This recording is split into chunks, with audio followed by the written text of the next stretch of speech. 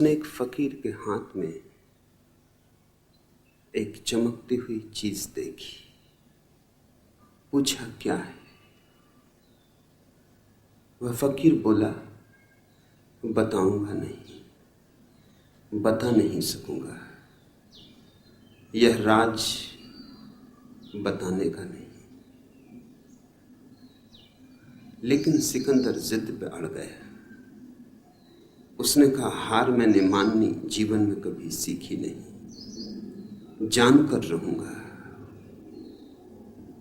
तो फकीर ने कहा, एक बात बता सकता हूं कि तुम्हारी सारी धन दौलत इस छोटी सी चीज के सामने कम वजन की है।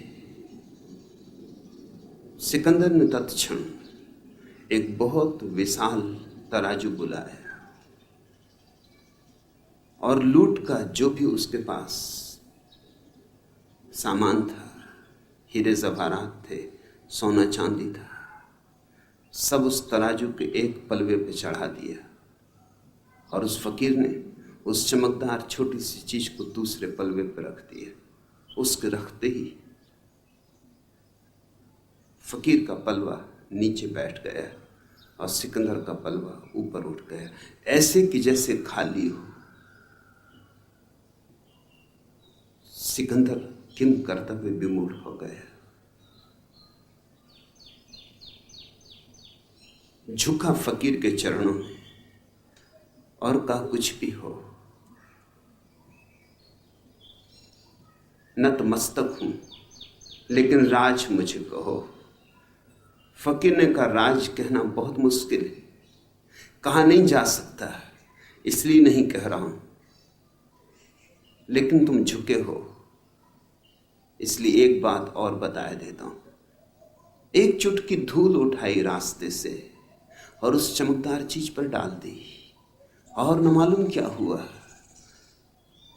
कि फकीर का पलवा एकदम हल्का हो गया और ऊपर की तरफ उठने लगा, और सिकंदर का पलवा भारी हो आया और नीचे बैठ गया। स्वभावतः सिकंदर तो और भी चकित हुआ। उसने कहा, यह मामला क्या है? तुम पहेलियों को और पहेलियां बना रहे हो और उलझा रहे हो। सीधी सादी बात है, कहना हो कह दो, न कहना हो न कहो। उस फकीर ने कहा, अब कह सकता हूं। अब तुम जिज्ञासा से पूछ रहे हो, अब जोर जबरदस्ती नहीं। यह कोई खास चीज नहीं, मनुष्य की आंख है।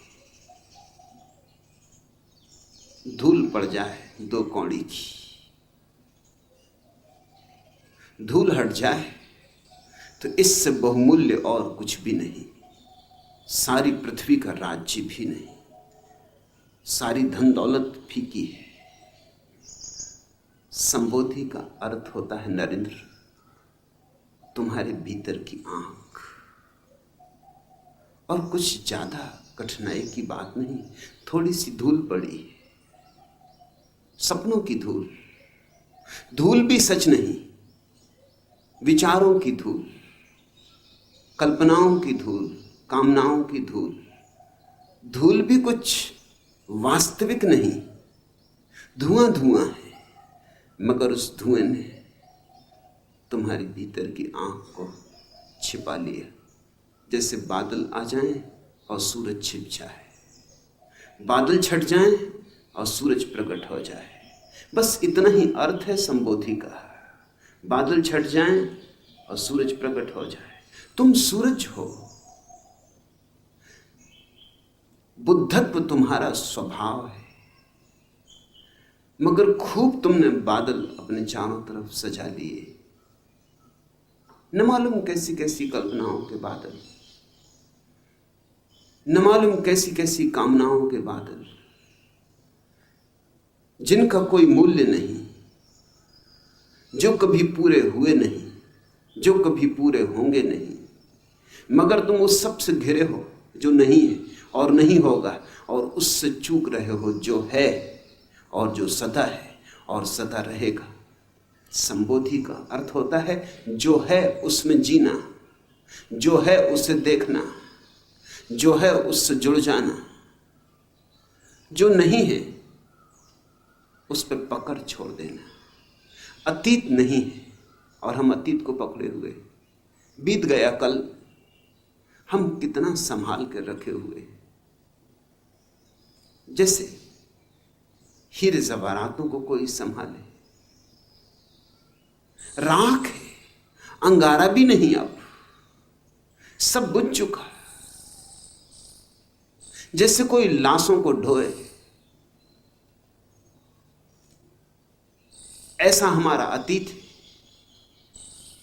और या फिर हम भविष्य की कामनाओं में उलझे, सिख चिल्ली हैं हम, सोच रहे हैं ऐसा हो, ऐसा हो, ऐसा हो जाए।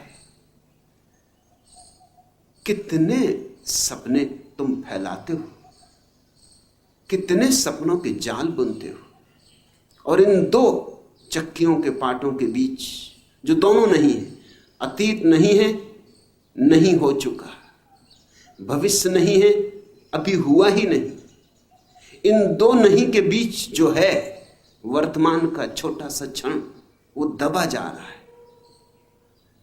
इन दो चक्कियों के बीच में तुम्हारा अस्तित्व पिसा जा रहा है। अतीत से और भविष्य से जो मुक्त हो गया वह संबुद्ध है, वह बोधि को उपलब्ध हुआ, उसकी आंख खुली, उसकी आंख से धूल हटी। लेकिन तुम धोखा देने में कुशल हो। तुम औरों को धोखा देते देते इतने कुशल हो गए हो कि अपने को ही धोखा देने लगे हो। और औरों को धोखा दो तो कुछ ज्यादा नुकसान नहीं पहुंचा सकते, क्या छीन लोगे? लेकिन अपने को धोखा दो तो सब गंवा दोगे। और हर आदमी अपने को धोखा दे रहा है, अपने साथ ही वंचना कर रहा है, अपने को ही भ्रांति में रखे हुए। मूर्छा हमारी अवस्था है, जबकि होना चाहिए जागृति। लेकिन सारी दुनिया हमें एक ही पाठ सिखाती कि धोखा मत खाना किसी और से, और सबको धोखा देना। और तुम सबको धोखा देते देते भूल ही जाओगे कि जीवन धोखा देने में नहीं है। धोखा देने में तुम खुद धोखा खा जाओगे। दूसरों के लिए खोदे गए गड्ढे तुम्हारे लिए ही गड्ढे हो जाएंगे, उनमें तुम ही गिरोगे, तुम्हारे क्रोध में तुम ही सड़ोगे, तुम्हारी वासना में तुम ही गलोगे, तुम्हारी आकांक्षाएं तुम्हारी छाती पर ही पत्थर होकर बैठ जाएंगी। तुम्हारी आकांक्षाओं में किसी और के जीवन का विनाश नहीं हो रहा है, तुम्हारा हो रहा है। लेकिन छोटे छोटे बच्चों को भी हम धोखा सिखा रहे हैं। हम सोचते हैं यही दुनियादारी, यहां जीवन का संघर्ष है, यहां हर एक से जूझ रहा है। मुल्ला नसरुद्दीन का बेटा फजलू पहले दिन ही स्कूल से देर से लौटा, रास्ते में होता होगा मदारी का खेल देखने में लग गया होगा। बड़े बड़े मदारियों के खेल में लगे, छोटे बच्चों का क्या। आया घर, मुल्ला ने पकड़ा कान उसका, की पिटाई और कहा इससे एक पाठ लो कि अब दोबारा कभी घर देर से मत आना। दूसरे दिन समय पे आया, लेकिन कपड़े उसके गंदे थे और फटे थे। झगड़ा हो गया था, खेल खेल में मारपीट हो गई थी लड़कों से। मुल्ला ने फिर उसकी पिटाई की और कहा इससे पाठ लो कि कपड़े आगे से न तो गंदे हों और न फटे, सोच समझ के चलो। तीसरे दिन कपड़े तो ठीक थे, समय पर भी आया था बेटा, लेकिन स्कूल में सबसे फिसड्डी साबित हुआ था। पिछले छोर से प्रथम आया था। फिर मुल्ला ने उसकी पिटाई की और कहा, इससे पाठ लो बेटा, ऐसे नहीं चलेगा। ये जिंदगी कठोर संघर्ष है, इसमें छीना झपटी, ऐसे पीछे पीछे रहे मारे जाओगे। कुछ भी करो, ठीक कि गलत, मगर सीढ़ियां चढ़ो, आगे बढ़ो, हमेशा प्रथम रहो, चाहे कोई भी उपाय करना पड़े, एन केन प्रकारे, मगर प्रथम रहना ही। चौथे दिन लड़का प्रसन्न चला आ रहा था, समय पे आया था, कपड़े भी नहीं फटे थे, हाथ में शिक्षक का प्रमाण पत्र भी लेके आया था और बड़ा खुश था कि आज पिटाई नहीं होगी। मगर मुल्ला ने ना आव देखा ना ताव, एकदम झपटा, पकड़ी गर्दन, कर दी पिटाई। लड़का चिल्लाता ही रहा कि सुनो तो, सुनो तो, मगर तब तक तो पिटाई हो चुकी थी। लड़के ने कहा कि आप होश में हैं, आप पागल तो नहीं हो गए? न मैं देर से आया, न कपड़े फटे, और ये प्रमाण पत्र कि आज मैं प्रथम आया हूं कक्षा में। मुल्ला ने कहा, इससे तुम पाठ लो बेटा कि इस संसार में न्याय कहीं है ही नहीं।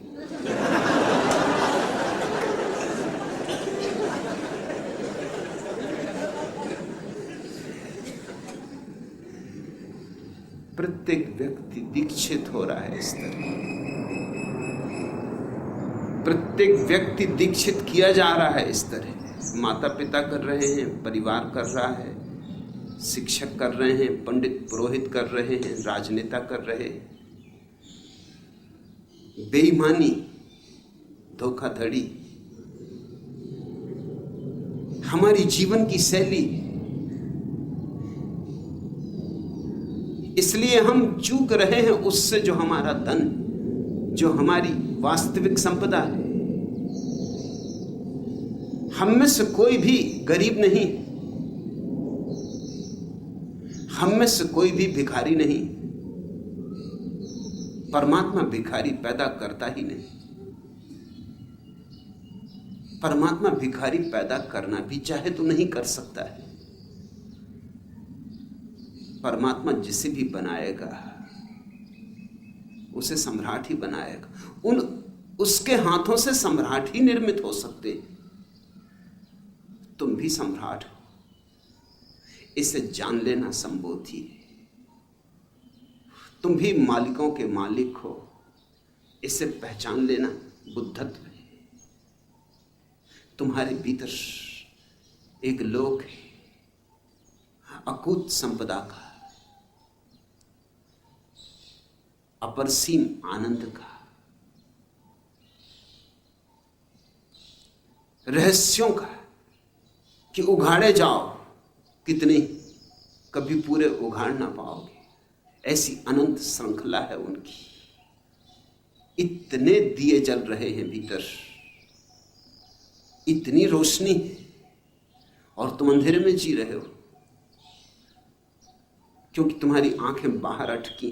बाहर अंधेरा है, भीतर प्रकाश है। बाहर अंधकार है, भीतर आलोक है। जो भीतर मुड़ा, जिसने अपने आलोक को पहचाना, वही बुद्ध है। बुद्धत्व प्रत्येक व्यक्ति की क्षमता है, जन्म सिद्ध अधिकार। अगर तुम चूको तो तुम्हारे अतिरिक्त और कोई जिम्मेवार नहीं।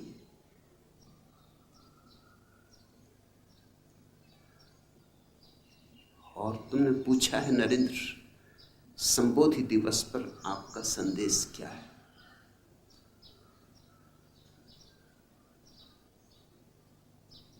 आनंदित हो,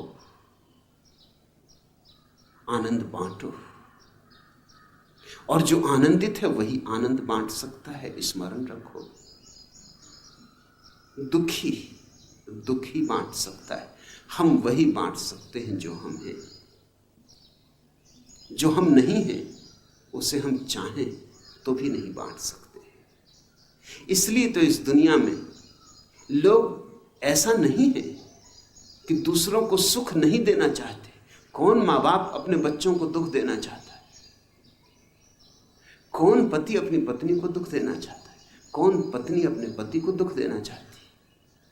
कौन बच्चे अपने माँ बाप को दुख देना चाहते? नहीं। लेकिन तुम्हारी चाह का सवाल नहीं है। दुख ही फलित होता है। नीम लाख चाहे कि उसमें मीठे आम लगे और कांटे लाख चाहें कि गुलाब के फूल हो जाएं, चाहने से क्या होगा? मात्र चाहने से कुछ भी ना होगा। तो तुम चाहते तो हो कि लोगों को आनंदित करो, लेकिन कर तुम पाते हो केवल दुखी। चाहते तो हो कि पृथ्वी स्वर्ग बन जाए, लेकिन बनती जाती है रोज रोज नरक। इसलिए मैं तुमसे कहना चाहता हूं, यह मेरा संदेश इसके पहले कि तुम किसी और को आनंद देने जाओ, तुम्हें अपने भीतर आनंद की बांसुरी बजानी पड़ेगी। आनंद का झरना तुम्हारे भीतर पहले फूटना चाहिए। मैं तुम्हें स्वार्थी बनाना चाहता हूं। इस स्वार्थ शब्द बड़ा प्यारा है, गंदा हो गया, गलत अर्थ लोगों ने दे दिए। स्वार्थ का अर्थ होता है स्वयं का अर्थ। अपने भीतर के अर्थ को जो जान ले, स्व के बोध को जो जान ले, वही स्वार्थी। मैं तुमसे कहता हूं स्वार्थी बनो, क्योंकि तुम्हारे स्वार्थी बनने में ही परार्थ की संभावना है। तुम अगर स्वार्थी हो जाओ पूरे पूरे और तुम्हारे भीतर अर्थ के फूल खिले, आनंद की ज्योति जले, रस का सागर उमड़े, तो तुमसे परार्थ होगा ही होगा। इसलिए मैं सेवा नहीं सिखाता, स्वार्थ सिखाता हूं। मैं नहीं कहता कि किसी और की सेवा करो, तुम कर भी ना सकोगे। तुम करोगे तो भी गलती हो जाएगी। तुम करने जाओगे सेवा और कुछ हानि करके लौट आओगे। तुम करना चाहोगे सृजन और तुमसे विध्वंस होगा। तुम ही गलत हो तो तुम जो करोगे वह गलत होगा। इसलिए मैं तुम्हारे कृत्यों पर बहुत जोर नहीं देता। मेरा जोर है तुम पर। तुम क्या करते हो ये गौण है, तुम क्या हो यही महत्वपूर्ण है। आनंदित हो, और आनंदित होने का एक ही उपाय, मात्र एक ही उपाय है। कभी दूसरा उपाय नहीं रहा, आज भी नहीं है, आगे भी कभी नहीं होगा। ध्यान के अतिरिक्त आनंदित होने का कोई उपाय नहीं। धन से कोई आनंदित नहीं होता। हां, ध्यानी के हाथ में धन हो तो धन से भी आनंद झरेगा। महलों से कोई आनंदित नहीं होता, लेकिन ध्यानी अगर महल में हो तो आनंद झरेगा। ध्यानी अगर झोपड़े में हो तो भी महल हो जाता है। ध्यानी अगर नरक में हो तो भी स्वर्ग में ही होता है। ध्यानी को नरक में भेजने का कोई उपाय ही नहीं।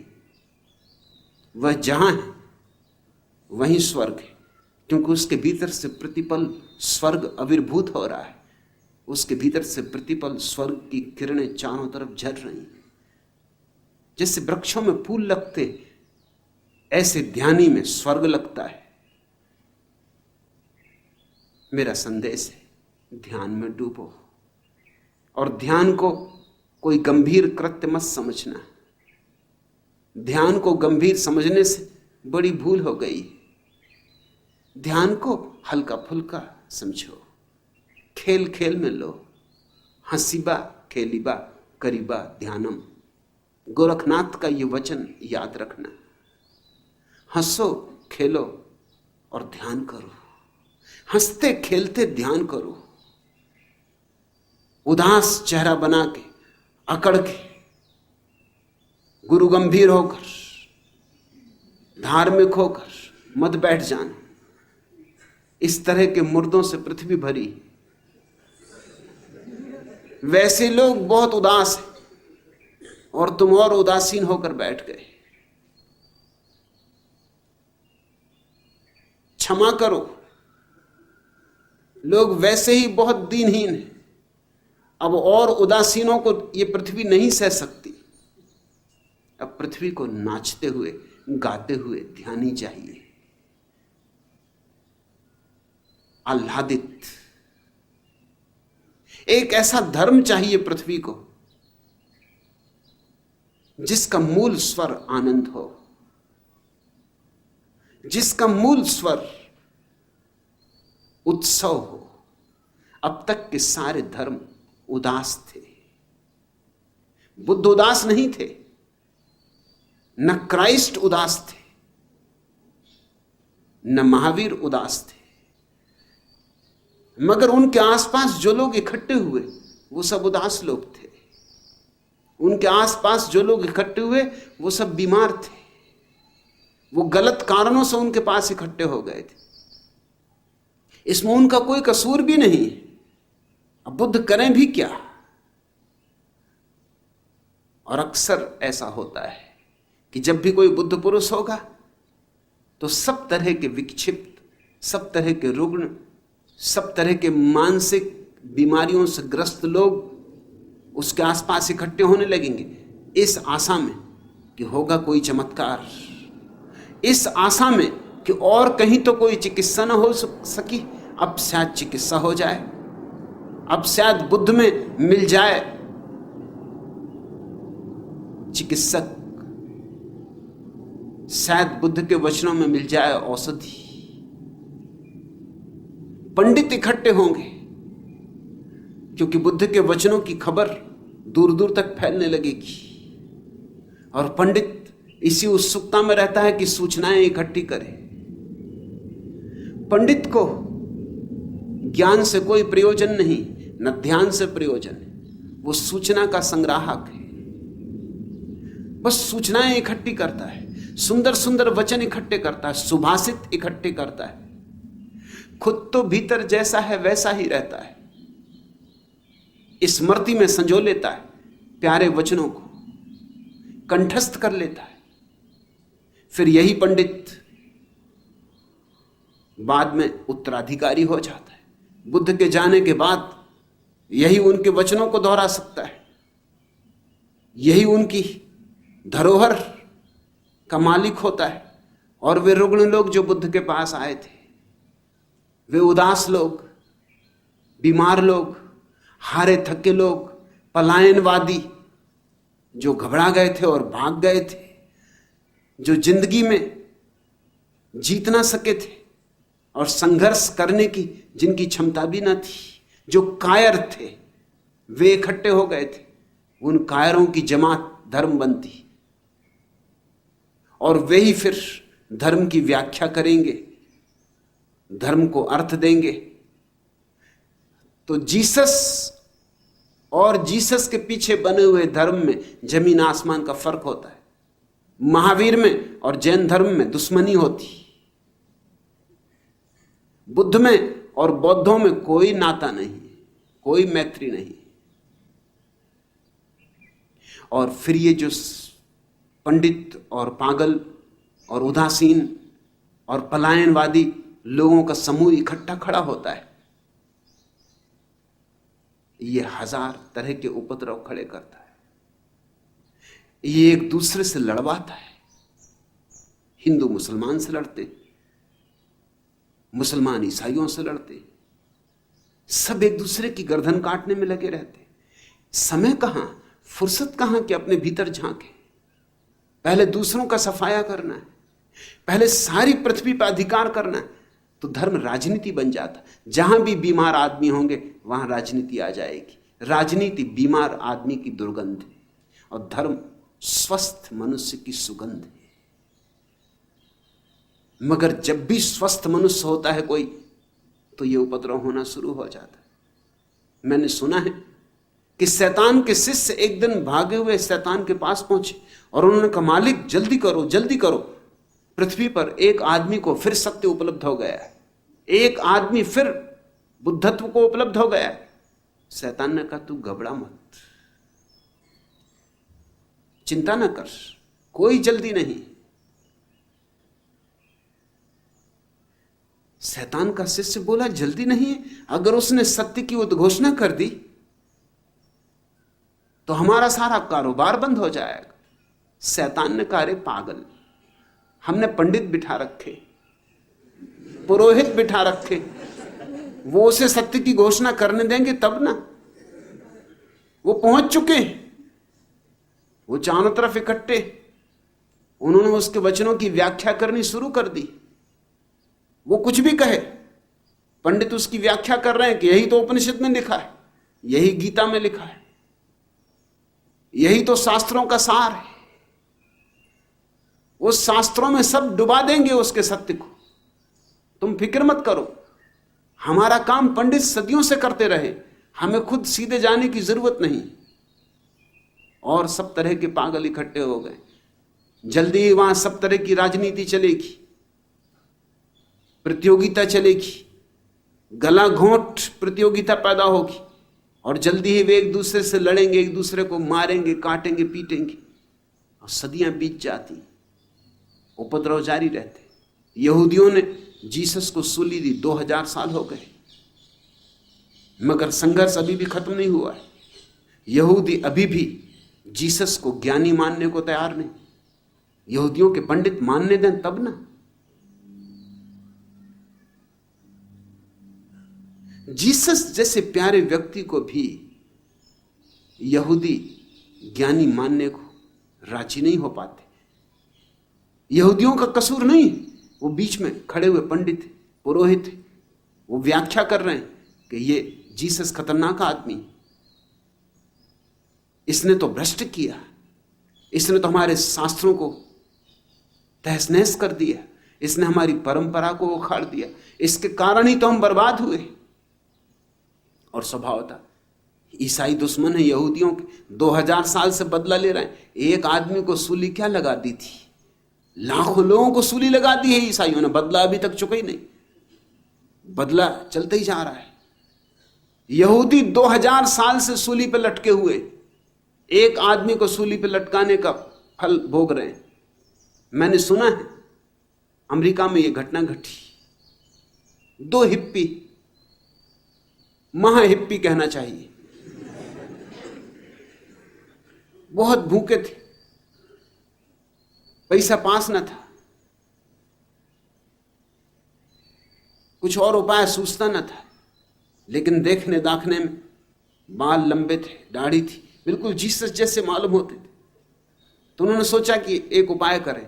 रविवार का दिन था, भूख जोर से लगी थी, चर्च के पास से गुजरते थे, सोचा कि चलें भीतर।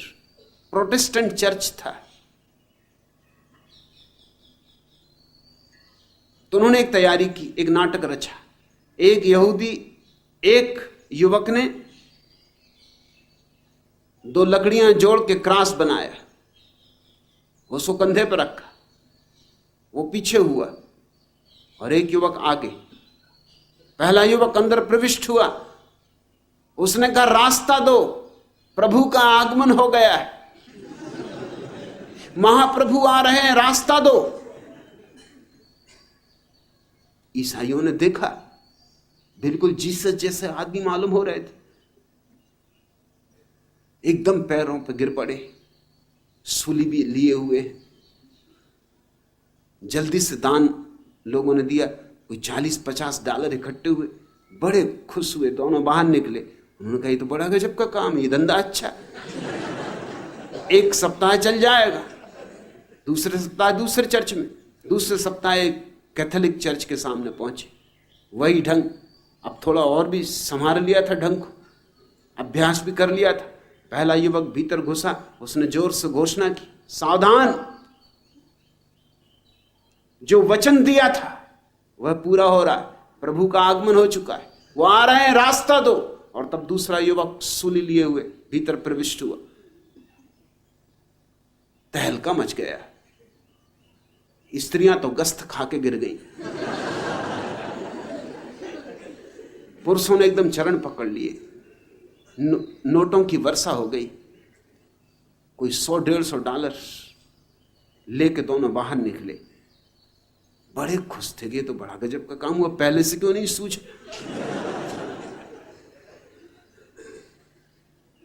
तीसरी बार सोचा, मजाक किया कि चलो जरा इस बार यहूदियों के सिनागाग, उनके मंदिर में चलें, वहां क्या होता। पैसे काफी थे, 2-3 सप्ताह चलेगा, भी जल्दी भी नहीं थी। यहूदी क्या व्यवहार करते हैं जरा देखें। वही किया उन्होंने। पहले व्यक्ति ने जाके आवाज दी, सावधान, प्रभु आ गए हैं। जो वचन उन्होंने दिया था वह पूरा किया जा रहा। और दूसरा युवक सूली लिए भीतर प्रविष्ट हुआ। यहूदियों के बूढ़े पुरोहित ने चश्मे के ऊपर से गौर से देखा और अपने युवक सहयोगी को कहा कि जा खिलियां ला, हथौड़ी ला। मालूम होता है यह हराम ज्यादा फिर आ गया।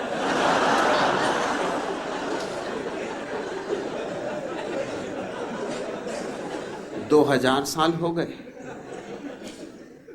मगर यहूदी क्षमा नहीं कर सके अभी तक, कभी नहीं करेंगे। वो पुरोहित करने नहीं देंगे।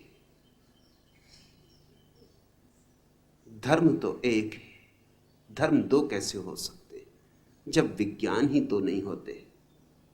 जब पदार्थ का विज्ञान तक एक होता है तो चैतन्य का विज्ञान तो कैसे अनेक हो सकता है। पृथ्वी पर 300 धर्म और 300 धर्म के कम से कम 3000 उपधर्म है और कम से कम 3 लाख उन उपधर्मों के छोटे छोटे संप्रदाय।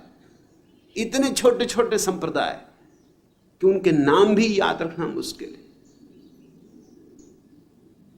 अब एक मित्र बार बार पूछे जाता कि आप ये बताइए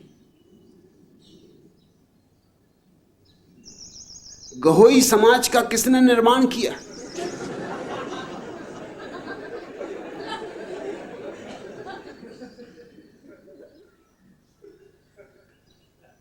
एक दूसरे सज्जन आ गए हैं, वो प्रश्न पूछते हैं कि विश्नोई समाज का कौन जन्मदाता था। आप महावीर पे बोलते हैं, बुद्ध पर बोलते हैं, कृष्ण पे बोलते हैं, क्राइस्ट पे बोलते हैं, मोहम्मद पे बोलते हैं। आप हमारे भगवान जंभेश्वरनाथ पर क्यों नहीं बोलते। जंभेश्वरनाथ ने विश्नोई समाज का निर्माण किया, जरूर किया हो।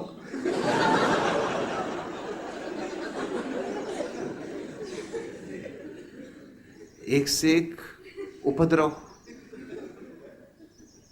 कितने उपद्रव चल रहे हैं और उनको फिक्र नहीं समझने की। कुछ जो गवोई है उसको फिक्र ये पड़ी कि गवोई किस का क्या अर्थ, जो विश्नोई हो उसको विश्नोई का क्या अर्थ। सबको अपनी अपनी पड़ी है, सत्य से किसी को लेना देना नहीं है। और सत्य एक है, न गवोई न विश्नोई।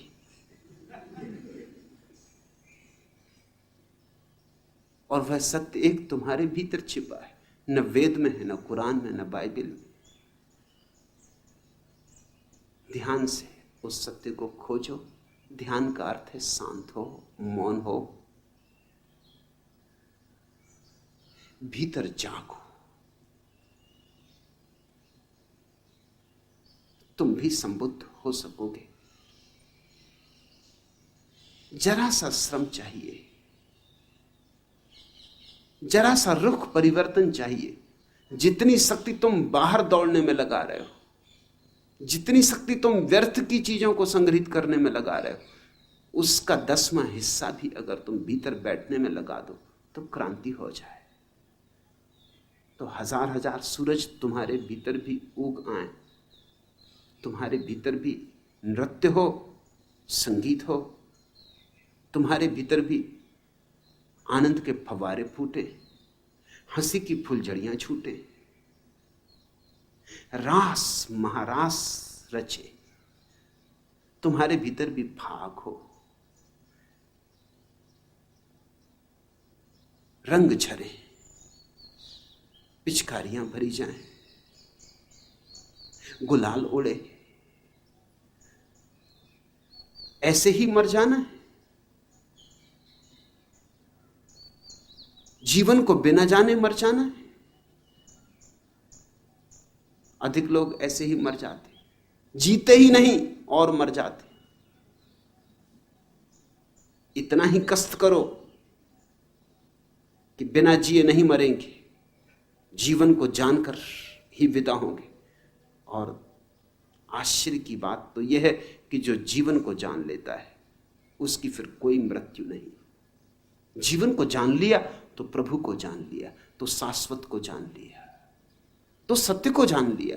सत्य कहो, शाश्वत कहो, प्रभु कहो, निर्वाण कहो, बुद्धत्व कहो, ये सब एक ही घटना के अलग अलग नाम हैं। इन नामों में मत उलझ जाना। मेरा तो एक ही छोटा सा सूत्र है, छोटा सा संदेश है, भीतर डुबकी मारो, जितने गहरे जा सको जाओ अपने में, वहीं पाओगे जो पाने योग्य है, और उसे पाकर निश्चित ही बांट सकोगे। पृथ्वी तुम्हारे हंसी के फूलों से भर सकती है।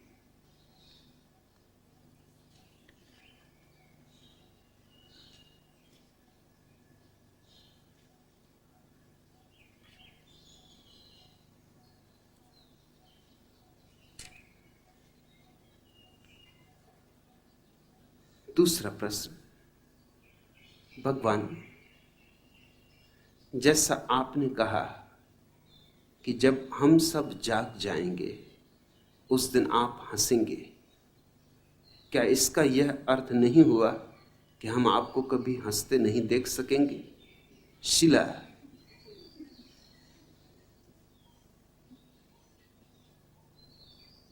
ऐसा उदास अर्थ लेने की क्या जरूरत है?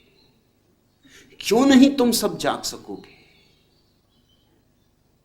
इतने निराशावादी होने का क्या कारण है? यही तो मेरी सारी चेष्टा है कि तुम्हारे भीतर आशा जगे, तुम्हारी आशा के बीज अंकुरित हों।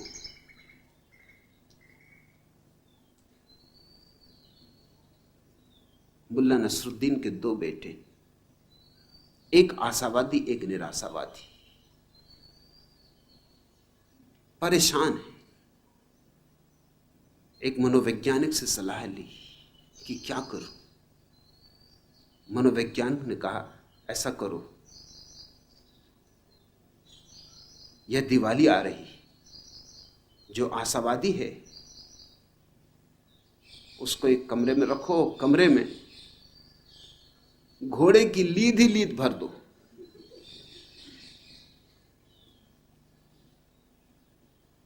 क्योंकि अति आशावादी होना ठीक नहीं।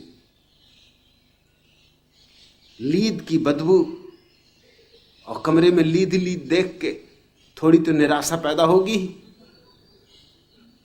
कि ये क्या भेंट दी पिताजी ने दिवाली की, ये कोई भेंट? उससे थोड़ा संतुलन आएगा। और जो निराशावादी है उसके कमरे में फूल ही फूल सजा दो, दिए ही दिए जला दो, फुलझड़ियां ही फुलझड़ियां, पटाखे, खेल खिलौने, मिठाइयां, जो भी सुंदर तुम पा सको बाजार में, सब खरीद को उसके कमरे में भर दो। देखें फिर वो क्या और कैसे अपनी निराशा को संभालता है। उसमें थोड़ी आशा जगेगी कि नहीं, जिंदगी में रस भी है, मजा भी है। इस तरह दोनों अपनी अतियों से हट जाएं, मध्य में आ जाएं। मुल्ला को बात जची, उसने यही किया।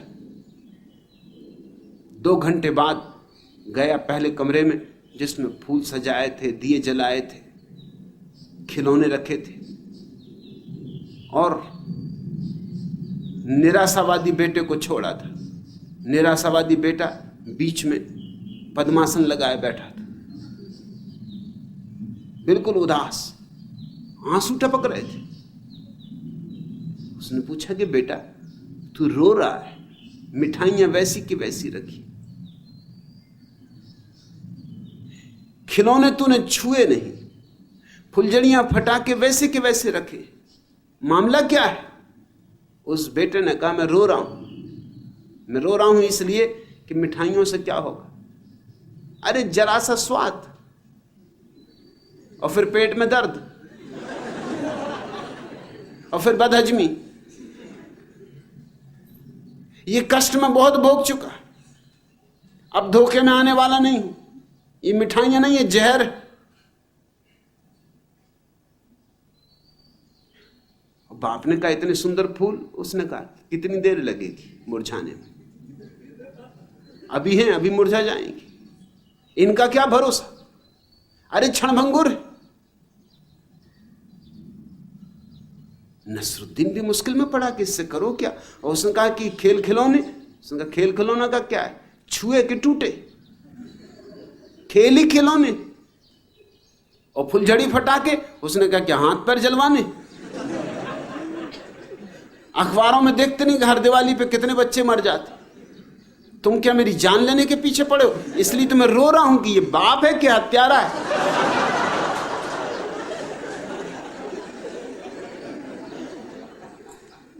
एक उदास आदमी का दृष्टिकोण है, उसको तुम कुछ भी दे दो वो उदासी खोज लेगा। उसे गुलाब की झाड़ी के पास ले जाओ वो कांटे गिनेगा, फूल नहीं। उदास आदमी से पूछो वो कहेगा क्या रखा दुनिया में। अरे 2 रातों के बीच में एक छोटा सा दिन और 2 लंबी रातें, क्या सार है। जन्म के पहले अंधेरा, मृत्यु के बाद अंधेरा। अरे 4 दिन की जिंदगी, इसमें रखा क्या है।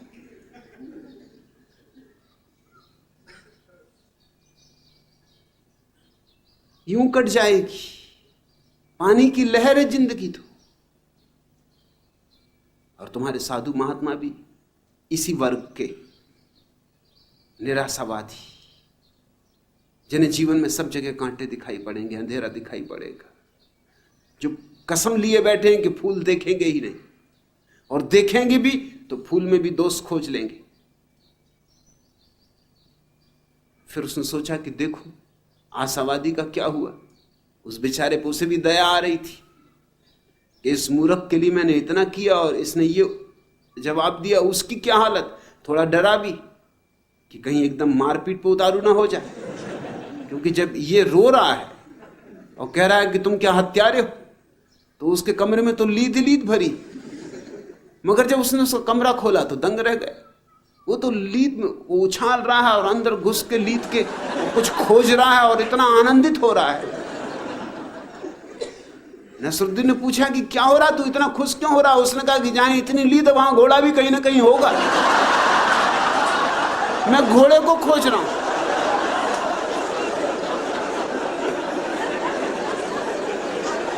आओ तुम भी। अरे खोजने से क्या नहीं मिलता, जिन खोजा तिन पाइया, गहरे पानी पैठ।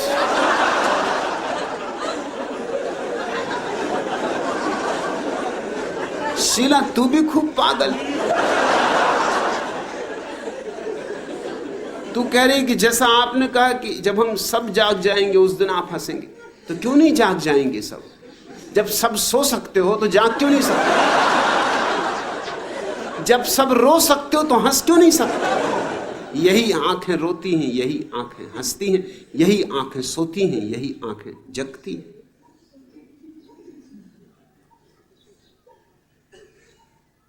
नहीं, निराश होने का कोई कारण नहीं। और घबराओ मत, ये घड़ी आएगी। इस घड़ी को आना ही पड़ेगा। जरा श्रम करना जरूरी है। और जहां इतने प्रतिभाशाली लोग इकट्ठे हुए, मैं अपने को सौभाग्यशाली मानता हूं, क्योंकि शायद इतने प्रतिभाशाली सन्यासी किसके पास होंगे। इतने युवा, इतने ऊर्जा से भरे हुए लोग किसके पास होंगे। हम इस पूरी पृथ्वी को हंसी से भर दे सकते हैं। और वह तो मैंने प्रतीक की बात कही प्रतीकों को जोर से नहीं पकड़ लेना चाहिए। प्रतीक तो केवल इशारे, वो तो मैंने तुम्हें एक प्रलोभन दिया कि देखो जल्दी जागो, अगर मुझे हंसता देखना है चलो इसी बहाने जागो।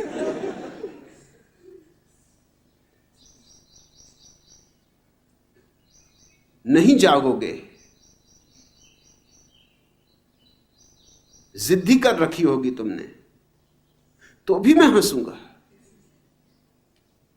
तो हंसूंगा इस बात पर कि गजब के लोग थे,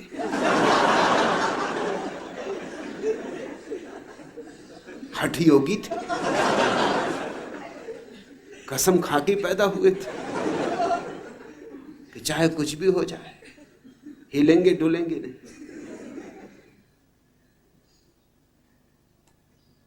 चाहे लाख हिलाओ डुलाओ, करवट नहीं लेंगे, आंख नहीं खोलेंगे।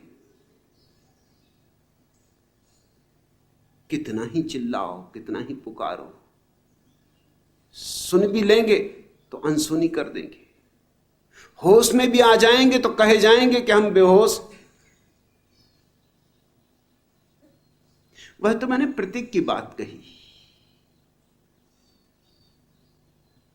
तुम्हें प्रलोभन दिया, एक संकेत। हंसता तो अभी भी हूं, नहीं हंस सकता हूं यहां,